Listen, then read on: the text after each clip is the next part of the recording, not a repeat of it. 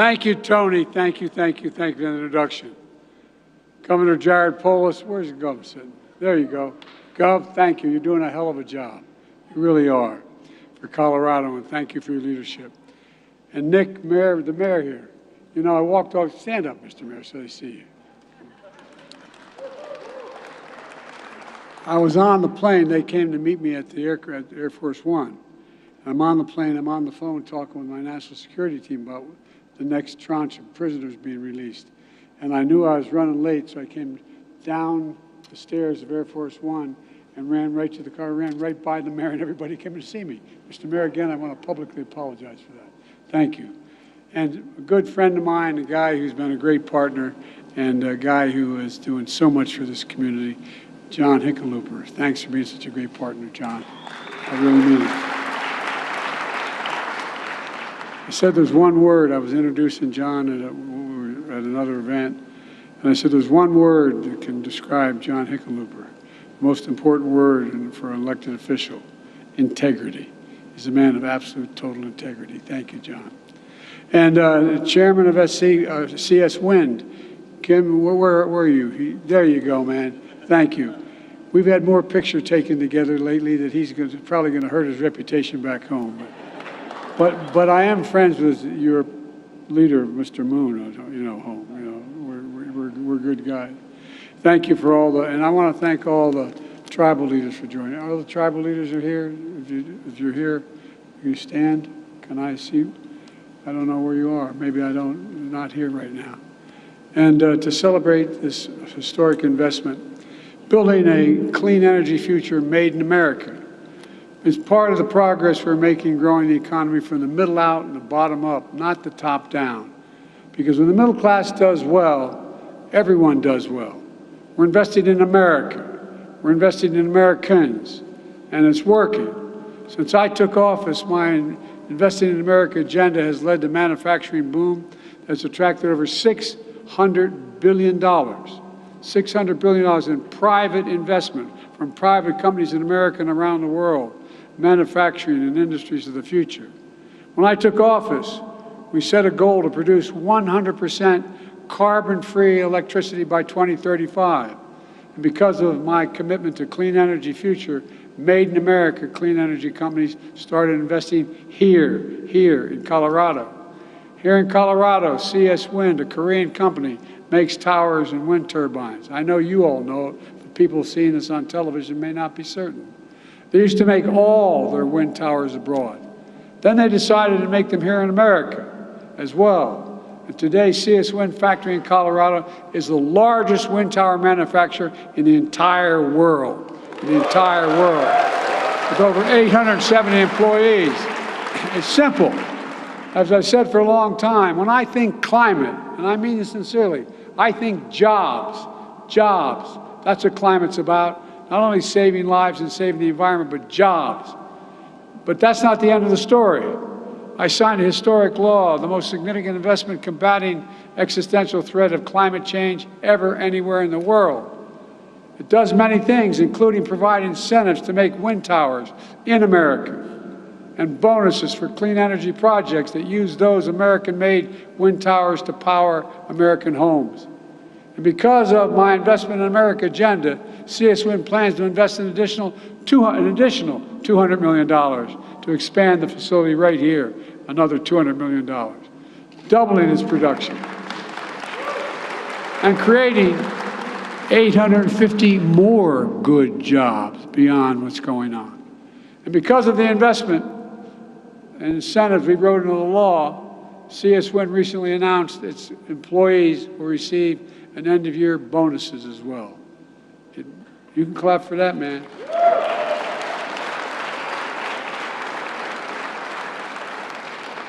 It matters.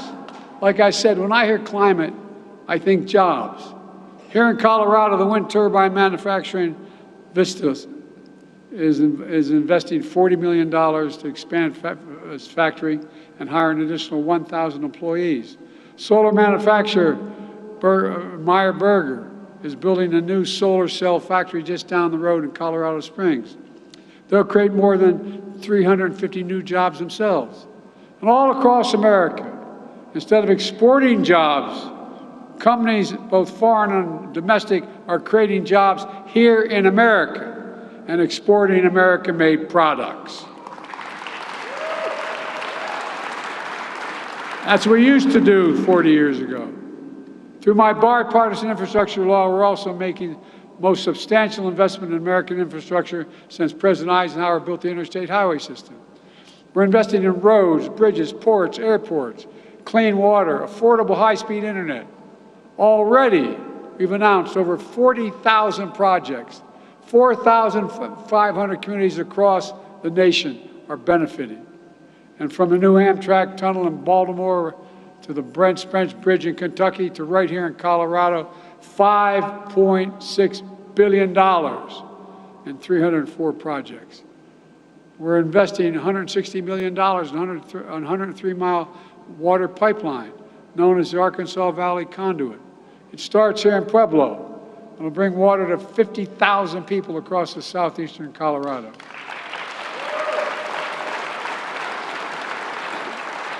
And that's not all. We haven't forgotten tribal lands here in Colorado. We're investing over $66 million in tribal lands here to ensure underserved Native American communities have access to affordable high-speed internet. The amazing thing is over 233,000 Colorado households already have a savings of $30 a month on their internet bills because of the Affordable Connectivity Program. You know, and as part of my commitment to conserve and restore our country's lands and waters, my administration has already conserved more than 21 million acres nationwide, including when I was here a year ago at the Camp Hale Continental Divide National Monument, a beautiful place that will never, ever, ever be built on in the future generations.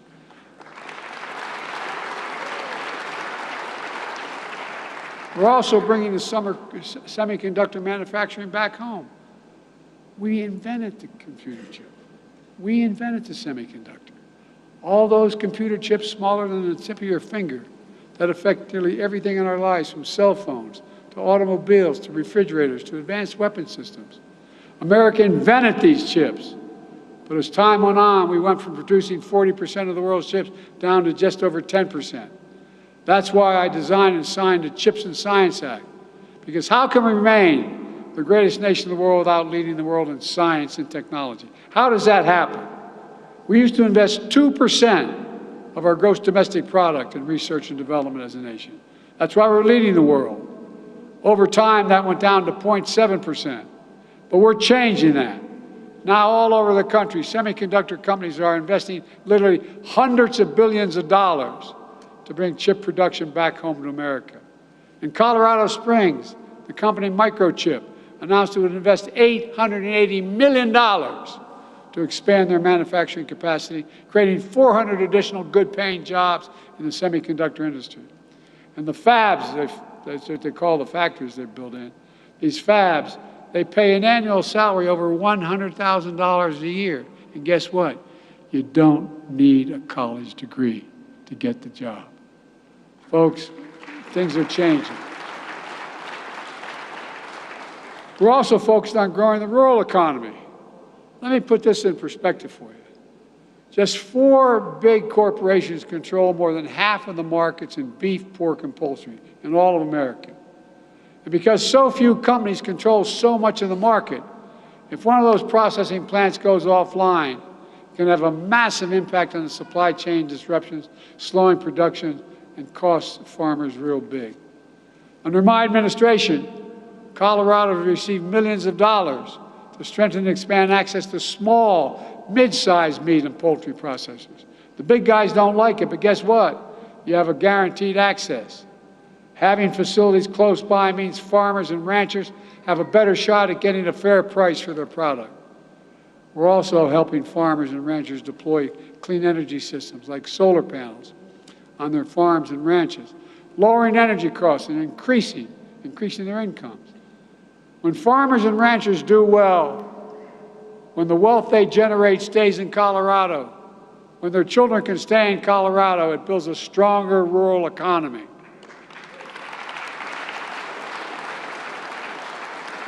And now, new data released just today shows the investments we're making have spurred by the Inflation Reduction Act which I wrote, which we passed, is going to communities historically left behind.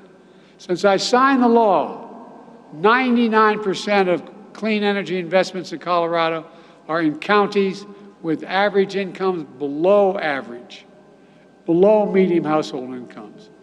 When I took office, I vowed I'd be president for all Americans, whether you live in a blue state or a red state, whether you live in rural or urban areas. And we're delivering on that promise. But folks, we haven't gotten a whole lot of help from some members of Congress. On the other side of the aisle, in the United States Congress. The historic investments we're celebrating today is in Congressman Boebert's district. She's one of the leaders of this extreme mega movement. She, along with every single Republican colleague, voted against the law that made these investments in jobs possible. And that's not hyperbole, that's a fact. And then she voted to repeal key parts of this law. And she called this law a massive failure. You all know you're part of a massive failure? Tell that to the 850 Coloradans that get new jobs in Pueblo and see us win thanks to this law. Tell that to the local economy that's going to benefit from these investments. Tell that to anyone who wants to listen. Tell with thanks to Congressman, I think what she calls a massive failure, a solar power company that's investing $400 million here in Colorado, creating for 56,000 homes, create 250 good-paying jobs. LightSource BP is building a new solar farm just down the road from here to power an additional 53,000 homes. Across Colorado, Xcel Energy is investing $1.7 billion to improve the state's electric grid. And folks, none of that sounds like a massive failure to me. How about you? I mean, it's crazy. This is an incredible opportunity. I've gone around the plant today to those I got to talk to. You're changing America. You're changing America.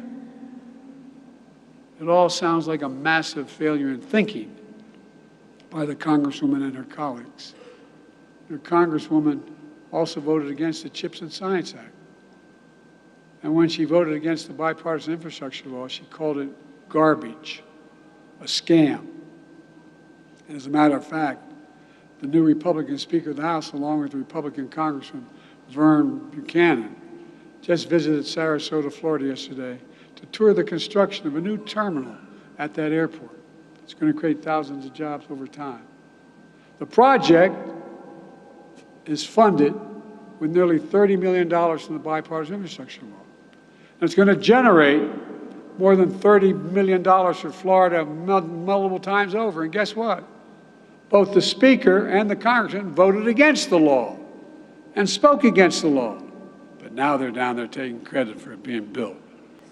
As my mother would say, God love him. As one of my friends back home would say, that's real chutzpah. That's real chutzpah.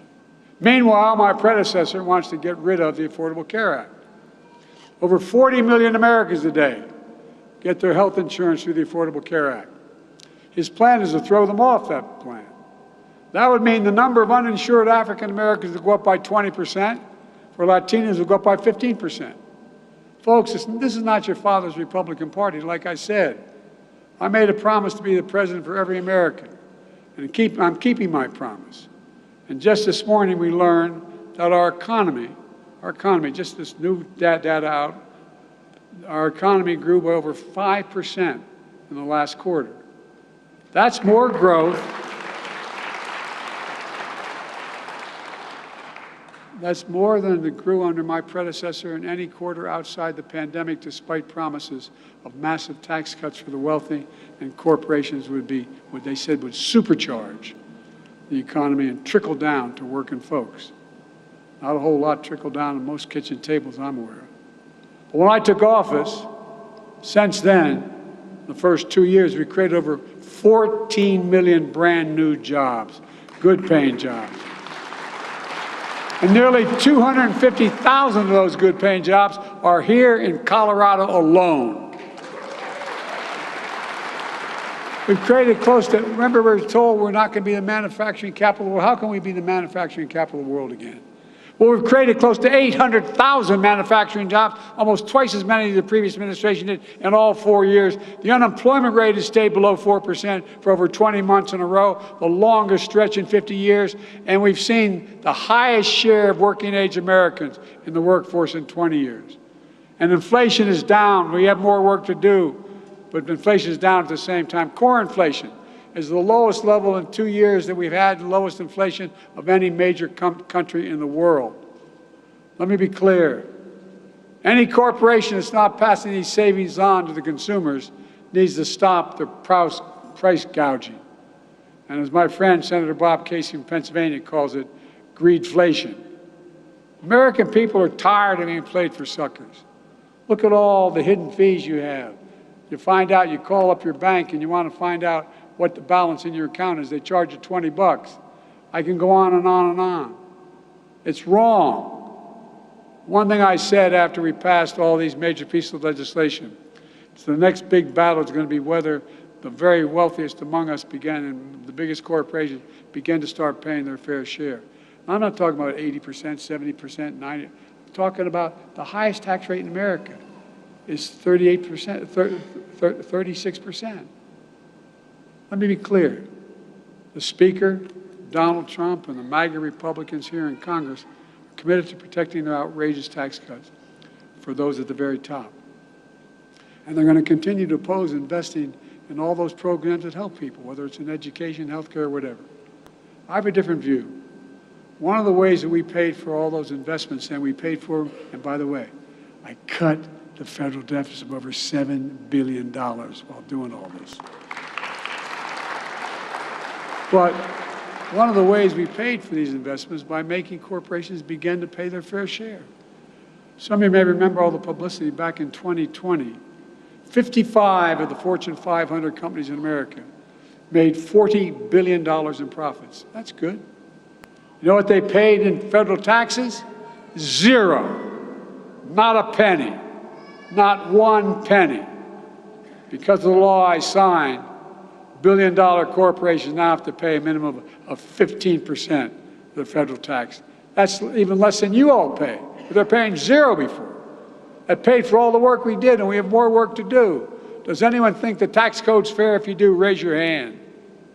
I'm not joking. Even people doing well don't think it's fair. You know, we had about 750 billionaires in America before the pandemic. Now there are 1,000. You know the average rate those billionaires pay in their federal taxes? 8%. They make $1 billion, and they pay 8%. Raise your hand if you pay more than 8%. Every one of you do. I'm serious. Think about this. I mean, just think about it. That's less than a firefighter or a teacher or so many other people pay. That's why I'm proposing a billionaire minimum tax. Get this. A billionaire minimum tax, not even at the highest rate, at 25%, which is a lot of you pay if you're making a family of four making $150,000 a year. Just 25% is still 10% lower than the top rate, and it would raise $440 billion over the next 10 years. Just paying 25% instead of 8%. Imagine what we could do if we just made these billionaires pay their taxes like everyone else. We could use it to strengthen the Social Security and Medicare system instead of cutting them, or like Congressman Trump and Bo want to do. We could use it to help millionaires and millions of families afford, instead of millionaires, millions of families afford a little help with senior care. How many of you have a mom or dad that they don't want to have to give up all the value in their home, sell it and go to a nursing home? But you know, if they just had someone there at dinner time to help them with the dinner, or just had them in the morning there, just a little bit, they could stay, save a lot of money, and be a hell of a lot happier. Or we could do, what would we do with child care? When we had that child care tax cut, what happened? We had the lowest poverty rate for children in the history of America. But what it does, it generates income. all those moms and single dads who are taking care of their kids, they're able to get a job, pay a tax, go to work, because someone can be with their child. Child care. This is not about helping poor folks. It's about smart economics. If we had another 5 million women working who can't work now, it generates economic income and growth in their communities. And all these ideas would be a hell of a lot better for growing the American economy than letting billionaires keep paying less taxes than any middle-class person or working person in America.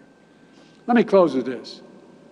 My plan is based on the belief that every American willing to work hard, and some don't want to work hard, but every American willing to work hard should be able to get a job, no matter where they live, in the heartland or in a small town, to raise kids in a good paycheck and keep their roots where they grew up.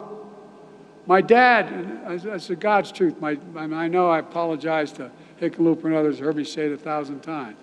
My dad used to say, and I said, no, I'm deadly earnest, he'd say, Joey, a job is about a lot more than a paycheck.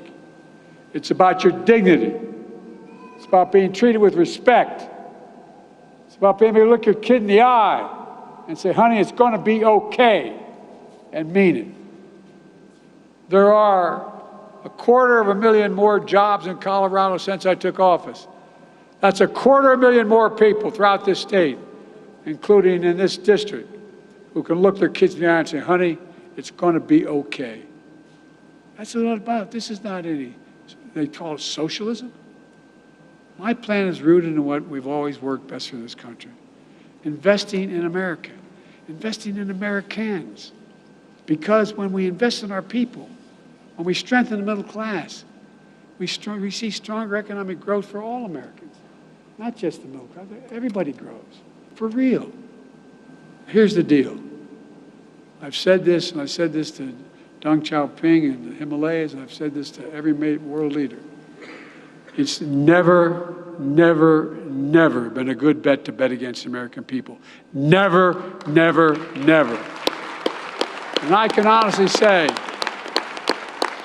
I mean this from the bottom of my heart, I can honestly, I've never been more optimistic about America's future than I am today.